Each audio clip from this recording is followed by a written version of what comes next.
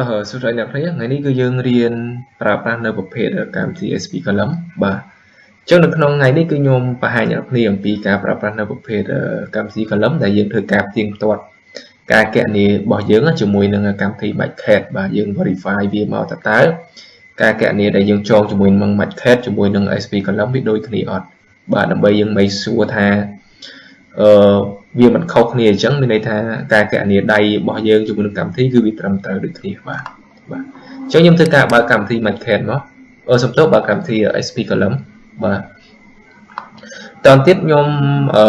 មកបង្កើតមុខកាត់ជ្រុងមួយបាទអញ្ចឹងខ្ញុំយក6ទឹកមួយមកបាទមុខកាត់6ទឹកខ្ញុំចុចវាអូខេបាទបន្តមកទៀតខ្ញុំមកបញ្ចូលសរសៃដែកវាមកបាទខ្ញុំថាខ្ញុំដាក់16ដើមហើយទំហំខ្ញុំយក22លីបាទហើយខ្ញុំយក cover 40យកបាទខ្ញុំចុចអូខេបាទតទៅមកទៀតខ្ញុំមកបង្កើតនេះ fee នេះបាទដូរ fee ហ្នឹងយើងដាក់ type វាត្រូវហើយអញ្ចឹងយើងមិនដូរទេបាទអូខេមកតទៅមកទៀតយើងមកកំណត់កម្លាំងបេតុងអញ្ចឹងបេតុងខ្ញុំថាខ្ញុំយក35 megapascal ហើយភាពយឺតរបស់ដែកនេះ FY នេះគឺយើងយក390ខ្ញុំចុចពីអូខេមកបាទតទៅទៀតខ្ញុំមកសូបន្ទុកវាខ្ញុំដាក់បន្ទុក factor វាចឹងមកបាទឥឡូវខ្ញុំធ្វើការបើក Matchcat របស់ខ្ញុំមកបាទខ្ញុំបើក Matchcat របស់ខ្ញុំមកអញ្ចឹងបន្ទុកខ្ញុំយកតែមួយបានហើយខ្ញុំយកតែនេះមកបាទខ្ញុំចុច Ctrl C ហើយខ្ញុំយក Ctrl V កន្លែងនេះហើយចំណែកមុំម៉ងគឺខ្ញុំយក210បាទមុំម៉ងធំជាងគេអញ្ចឹងបាទខ្ញុំយកតែមួយហ្នឹងតមកទៀតខ្ញុំ insert វាហើយខ្ញុំចុចពីអូខេបាទបន្តមកទៀតខ្ញុំមកចូលពាក្យថាសូនេះខ្ញុំយកពាក្យ execute មកបាទអញ្ចឹងយើងបានបន្ទុកនៅកន្លែងនេះបាទអញ្ចឹងបន្តមកទៀតគឺយើងមកបើក Matchcat របស់យើងដែលយើងបានចងយើងទៅ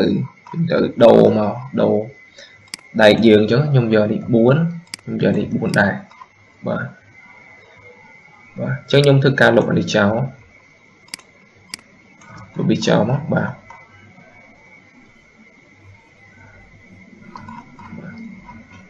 តាមទៀតយើងមកមើលក្រាបរបស់យើងណាបាទអញ្ចឹងយើងមកមើលមុខកាប់នេះមកយើងមើលការតម្រៀបដៃគឺវាដូចគ្នាបាទវាដូចគ្នាអញ្ចឹងណាបាទដូចគ្នាអានេះយើងបាត់មួយយើងទៅដាក់នេះមក5បាទយើងដូរវិញមកអញ្ចឹងយើងមកមើលការតម្រៀបមុខកាត់របស់យើងមកបាទអានេះវាត្រូវដូចគ្នាចេះបាទបន្តមកទៀតយើងមកចូលមើលក្រាបរបស់យើងបាទយើងមកមើលក្រាបរបស់យើងមកបាទក្រាបរបស់យើងមកអញ្ចឹងដល់ពេលដែលយើងមើលក្រាបនេះបន្ទុកយើងគឺយើងមើលទៅវាអត់ខុសគ្នាទេគឺវាដូចតែគ្នាទេបាទហើយវាជាប់ក្នុងខ្សែដៃដូចគ្នាឥឡូវខ្ញុំបិទអានេះយកខ្ញុំបិទអាក្រាបក្រៅនេះអញ្ចឹងខ្ញុំបង្ហាញតែអានេះមួយបានហើយបាទហើយអាក្តារនេះក៏ខ្ញុំបិទដែរខ្ញុំធ្វើឲ្យវាដូចក្នុង Matchcat របស់ខ្ញុំណាដូចក្នុង Matchcat ទេបាទអញ្ចឹងខ្ញុំបិទអាក្រាបនេះមួយទៀតខ្ញុំយកពាក្យកន្លែងនេះមក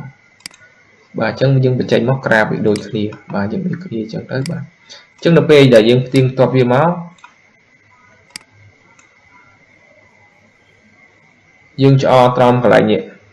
ចង់កន្លែងហ្នឹងវាត្រូវ6000ជាងណាយើងមើលខាងនេះយើងចាំមើលបន្ទុកនេះដល់ពេលខ្ញុំឆ្អល់មកចំចំណុចហ្នឹងវាត្រូវ6700នេះ1772គីឡូញូតុនបាទកន្លែងហ្នឹងណាបាទបន្ទុកអញ្ចឹងបើសិនជាកន្លែងនេះយើងមើលទៅវាគៀកនឹង7000បាទអញ្ចឹងក្រាបហ្នឹងគឺវាតម្លៃហ្នឹងគឺវាអត់ខុសគ្នាទេវាដូចគ្នាទេបាទជាមួយនឹងកម្មវិធីបាទអញ្ចឹងវាអត់មានខុសគ្នាប្រហែលទេសូម្បីតែយើងមើលនេះមើលក្របនេះក៏វានៅដូចគ្នាដែរគាត់ថានេះ scale រៀងធំជាងអញ្ចឹងណាបាទនេះយើង scale យើងរៀងតូចអញ្ចឹងទៅបាទទៅពេលយើងមើលទៅក៏ពិតទៅក្រាបវាចេញមកដូចតែគ្នាបាទដូចគ្នាអញ្ចឹងមានន័យថាការចងដៃជាមួយនឹងការចងគណនាជាមួយនឹងកម្មវិធីដែលយើងផ្ទៀងផ្ទាត់ហ្នឹងគឺវាដូចគ្នាវាអត់ខុសគ្នាទេបាទអាហ្នឹងគឺយើងរៀនផ្ទៀងផ្ទាត់ការគណនាដៃជាមួយនឹងកម្មវិធី SP Column មានន័យថាការគណនាដៃរបស់យើងគឺយើងចងនៅលើ Matchcat នេះហើយបន្តមកទៀតយើងត្រូវផ្ទៀងផ្ទាត់វា